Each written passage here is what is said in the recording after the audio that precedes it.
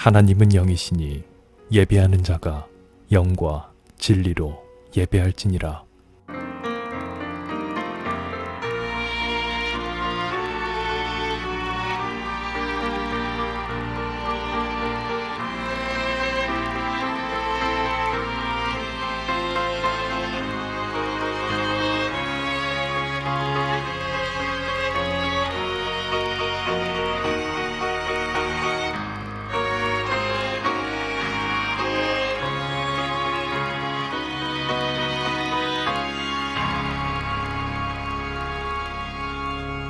사도신경.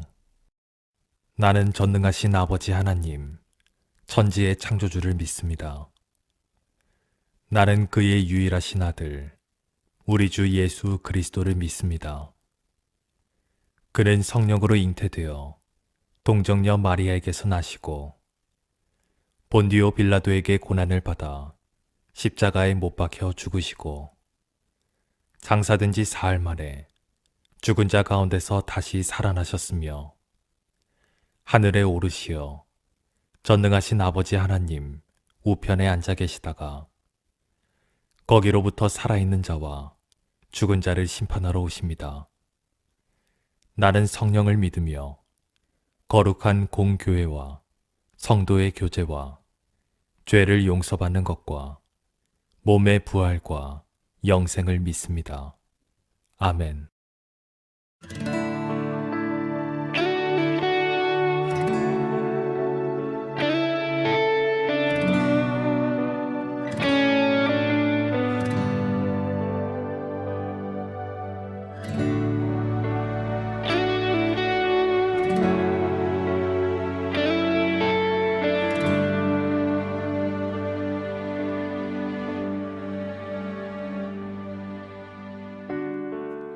주님 손에 맡겨드리리 나의 삶 주님께. 주님 손이 나의 삶 붙드네. 나 주의 것 영원히.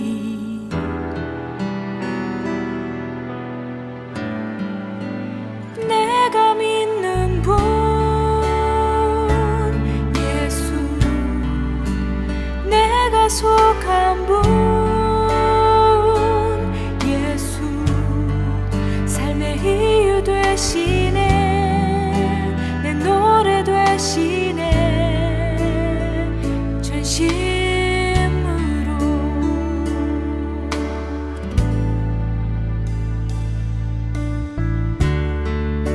주와 함께 걸어가리라. 모든 길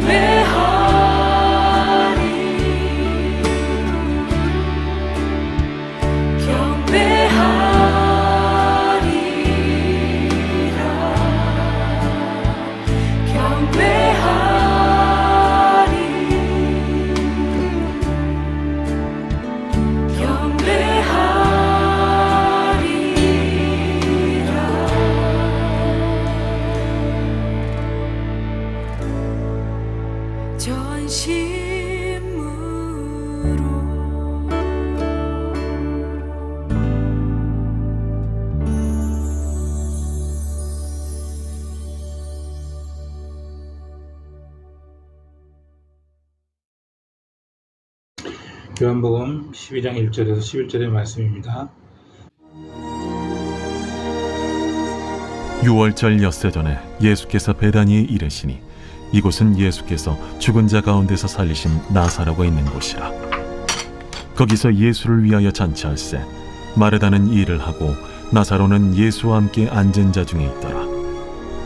마리아는 지극히 비싼 향유 곧 순전한 나드 한 근을 가져다가 예수의 발에 붓고 자기 머리털로 그의 발을 닦으니 향유 냄새가 집에 가득하더라. 제자 중 하나로서 예수를 잡아줄 가룟 유다가 말하되 이 향유를 어찌하여 300데나리온에 팔아 가난한 자들에게 주지 아니하였느냐. 이렇게 말하면 가난한 자들을 생각함이 아니요 그는 도둑이라. 돈꾀를 맞고 거기 넣는 것을 훔쳐가미러라. 그를 가만두어 나의 장래할 날을 위하여 그것을 간직하게 하라. 가난한 자들은 항상 너희와 함께 있거니와 나는 항상 있지 아니하리라.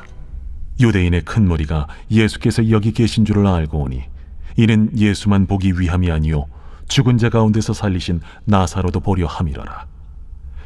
대제사장들이 나사로까지 죽이려고 모의하니 나사로 때문에 많은 유대인이 가서 예수를 믿음이러라.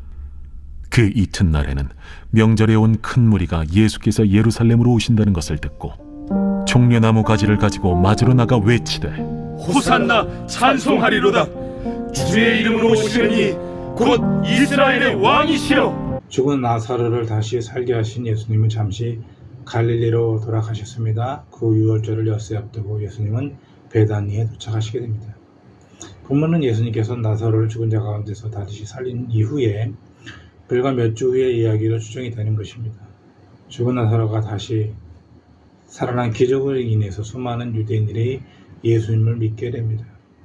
그러나 유대 종교 지도자들은 예수님을 적대하며 그를 죽이려고 공모하고 있었습니다.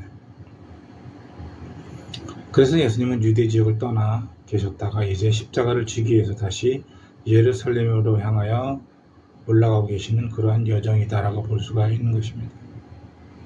예수님께서 베다니에 도착하셨습니다. 그곳에서 잔치가 벌어지고 있었습니다.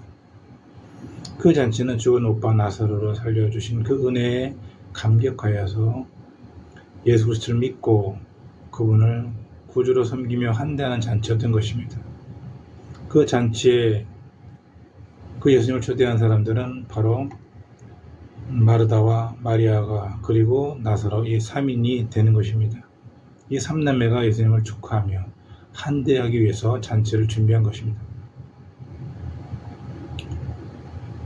그 잔치에는 바로 그 3남매가 있었는데 마르다는 식사를 준비하고 있었고 그리고 바로 마리아와 나사로는 예수님 곁에서 함께 앉아 있었던 것입니다.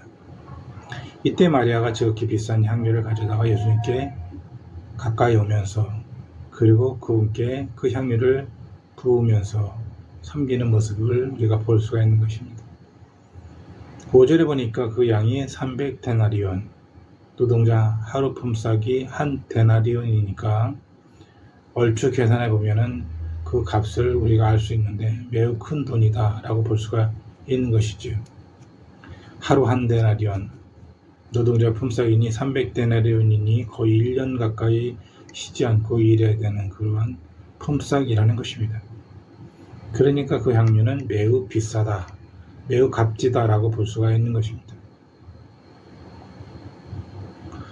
그 마리아의 생각에는 무엇이 있습니까? 죽은 오빠 나사로를 다시 살려주신 하나님의 은혜, 구원자이신 예수 그리스도를 믿는 믿음, 그리고 그분을 섬기는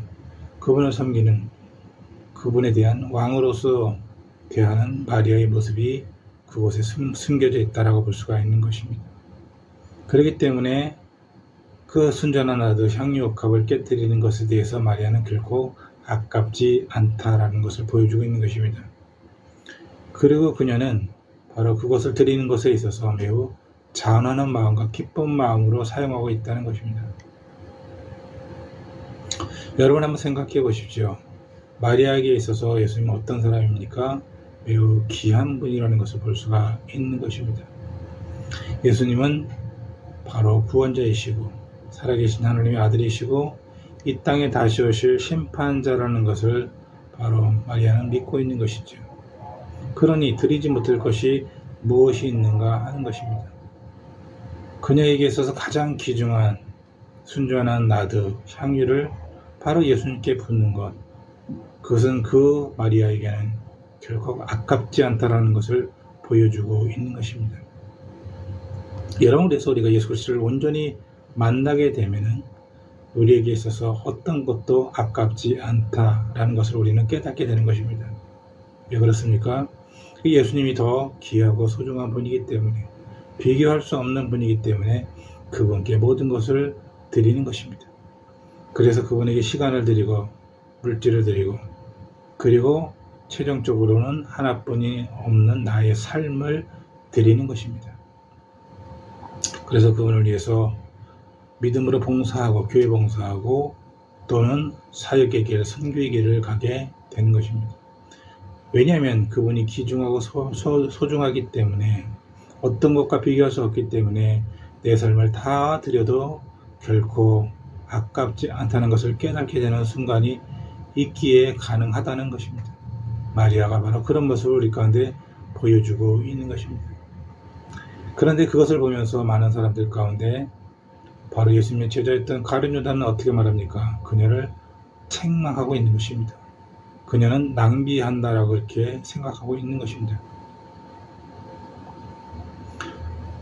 4절과 5절에 보게 되면 이렇게 말합니다. 제자 중 하나로서 예수를 잡아줄 가룟 유다가 말하되 이 향유를 어찌하여 300데나리온에 팔아 가난한 자들에게 주지 아니하였느냐 하니, 가룟 유다는 마리아가 향유를 낭비했다고 그를 책망하고 있다는 것입니다.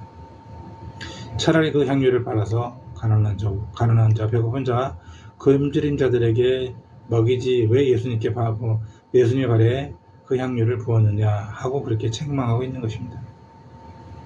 그런데 6절에 보게 되면 뭐라고 말합니까? 이렇게 말하면 가난한 자들을 생각함이 아니요 그는 도둑이라, 돈깨를 맞고 거기 넣는 것을 훔쳐가미로라. 그러니까 가룟 유다의 진정한 마음속에는 가난한 자들을 위한 것도 아니고 예수 그리스도를 위한 것도 아니라는 것입니다. 그냥 그것이 물질적으로 가룟 유다의 입장에서는 아깝다라는 것입니다. 돈에 눈먼 사람이기 때문에 아깝다라고 표현하는 것이죠.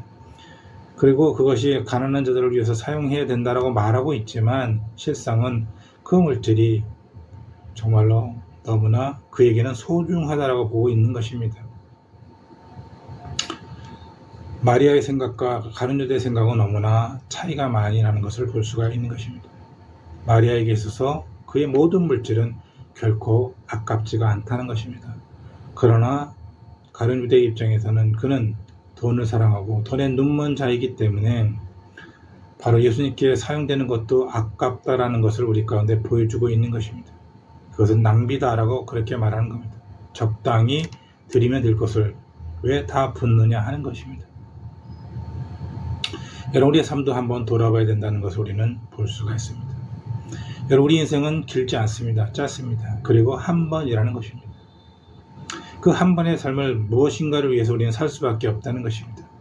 가룟 유다는 어떻게 살았습니까? 물질 때문에, 자기의 영화 때문에 그렇게 살아간 사람이라는 것을 우리는 본문을 통해서 볼 수 있는 것이고, 마리아는 오직 예수 그리스도를 위해서 다시 자기의 모든 것들을 드리는 것을 우리 가운데 보여주고 있는 것입니다. 그러면 우리는 이 땅을 살아가는 사람들을 우리가 두 가지로 볼 수가 있는 것이지요. 첫 번째는 모든 것을 다 드려서 예수 그리스도를 쫓는 사람과 예수 그리스도를 쫓는 척하고 있지만 또는 세상 사람들을 우리가 볼 때 그들은 자기의 목적과 이익을 위해서 살아가고 있는 한 부류라는 것을 우리가 볼 수가 있는 것입니다. 그래서 예수를 믿지 않는 사람 또는 대충 예수를 믿는 사람들은 예수를 잘 믿는 사람, 열정적이고 헌신적인 사람, 물질을 드리고 시간을 드리고 모든 삶을 들여서 주를 섬기는 사람들에 대해서 이렇게 말하는 겁니다. 왜 낭비하느냐? 인생은 한 번인데 왜 그렇게 많은 물질을 교회에 드리느냐라고 그렇게 말하는 것입니다. 그런데 진정한 예수 그리스도를 만나게 되고 그분이 소중하다는 것을 깨닫게 된다면 그 모든 것을 다 드려도 아깝지 않다는 것을 느끼게 되는 것이고 그거 발견하게 되는 것입니다. 그분께 모든 것을 다 드려도 낭비라고 볼 수 없는 것은 바로 그분이 진정한 예수 그리스도이시고 이 땅에 오실 메시아이며 하나님의 아들이기 때문에 그렇다는 것입니다. 그리고 그분은 이 땅을 다시 오실 것이고 부활하신 이후에 다시 오실 것이고 심판하실 만유의 주로 오신다는 것을 알게 된다면은 그 어떤 것도 아깝지 않다는 것입니다. 우리의 삶에도 마찬가지입니다. 우리의 삶에 여러 가지 많은 것들을 가지고 있을지라도 그것을 다 드리면서 주 앞에 헌신한다면은 그것은 아깝지 않다는 것을 우리는 알아야 된다는 것입니다. 그렇다고 해서 모든 것을 다 드리려는 것이 아닙니다. 우리의 삶에 필요한 것들이 있습니다. 그러나 우리의 마음 가운데, 우리의 생각 가운데 우선순위를 주님께 둔다면 우리 주님께서 기뻐하실 것이다 라고 그렇게 볼 수 있을 것입니다. 주님께 드릴 수 있을 때, 주님께 감사할 수 있을 때 드릴 수 있는 그런 삶을 살기를 간절히 소망합니다. 기도하겠습니다. 주인의 그런데 마리아가 주님 앞에 많은 것들을 드립니다. 그의 전부임에 소중한 것을 드립니다. 그러나 가룟 유다는 그것을 낭비라고 말합니다. 우리의 삶도 마찬가지입니다. 우리의 삶의 모든 것을 다 드려도 부족할 수밖에 없는 우리의 삶을 깨닫게 된다면 주님께 모든 것을 우리는 다 드릴 수 있을 것입니다. 그러나 가룟 유다처럼 진정 예수 그리스도를 믿는 척하지만 믿지 못하는 사람, 예수를 알지 못하는 사람들은 물질을 왜 교회에 주를 위해 쓰느냐라고 그렇게 말할 수 있을 것입니다. 오늘 본문을 통해서 우리의 삶을 다시 한번 돌아볼 수 있도록 도와주시고 우리의 삶이 주님께 온전히 드릴 수 있도록 주님 붙잡아 주시옵소서. 가정과 직장과 사업장을 축복하며 변등 자들을 축복하며 모든 삶을 주님께 드릴 수 있도록 주님 도와주시옵소서. 한 주간을 주님께 맡겼고 예수 그리스도 이름으로 감사하며 기도드립니다. 아멘.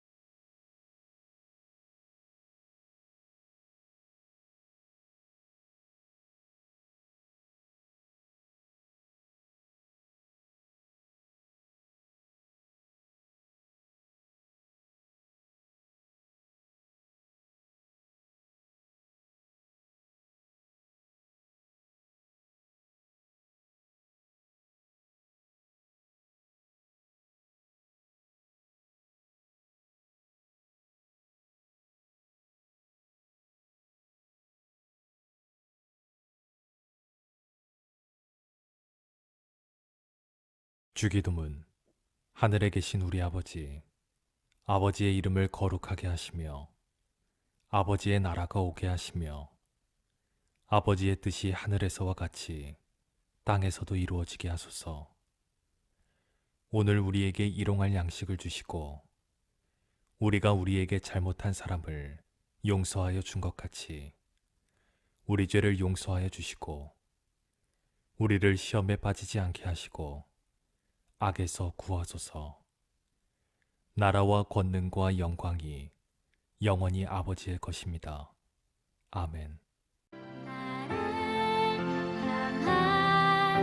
하나님의 그 사랑이 나의 온몸을 감싸듯 나만을 위한 하나님의 함께 하심이 세상 모든 공기를 채우듯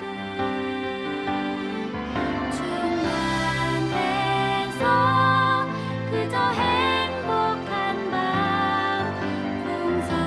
풍성해서 잠이 오지 않는 밤 사랑해요 감사해요 내맘 전하고 싶은